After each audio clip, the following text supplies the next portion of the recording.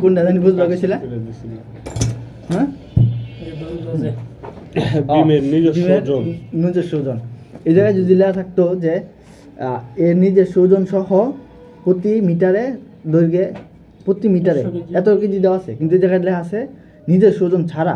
তার মানে যদি বিম হয় এটা, ঠিক আছে, ধরো এতটুকু বিম, মানে এতটুকু ধরো যে 5 মিটারে লোডটা হইছে 2800 আর ওই যে লোড হলে ধরো মানে একটা কেজি, ধরো এই যে এটা একটা জিনিস, এটা লোড দিছে, এটার ওজন হলে 2800 কেজি, এটার ওজন এটা 2800 কেজি দিছে। এখন যদি তুমি ডিজাইন করো তাহলে তোমার বিমের এটা যদি বিম হয় তাহলে এটার ওজনও লাগবে, এটার ওজন বাই করতে দেওয়া আছে। হ্যাঁ, এনে দেওয়া আছে লোড, খালি এই যে লোড। এখন এটার ওজন দিতে গেলে তোমার এটার ওজন আলাদা বাই করতে হবে। কারণ এটার ওজন বাই করতে গেলে তোমার লাগবে হলো গিয়া এটার আয়তন।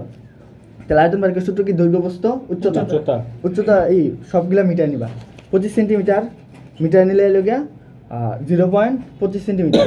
তারপর হলো গিয়া কার্যকারী গভীরতা মানে এই জায়গায় দেওয়া আছে রডের উপরে, ঠিক আছে, এই জায়গায় রড থাকলে এটার এন থেকে দেওয়া আছে, তার মানে নিচে কভারিং আছে 5 সেন্টিমিটার, তাহলে কভারিং হইব, তাহলে কভারিং হলে 50 সেন্টিমিটার, তাহলে 50 সেন্টিমিটারের মিটারে নিতে গেলে 0.5 মিটার নাকি?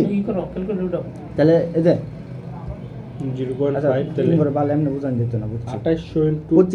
25 সেন্টিমিটার ইন্টু 50 সেন্টিমিটার ইন্টু এই এটা যদি নাও তাহলে 550 সেন্টিমিটার, এটা গুণ করো, এই তিনটা গুণ করো। 25 ইন্টু 50 ইন্টু 550 এটারে এখন 100 দেওয়া লাগতো,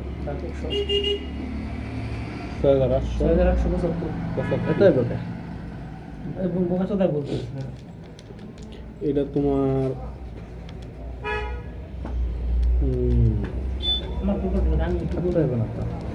নিজস্ব ওজন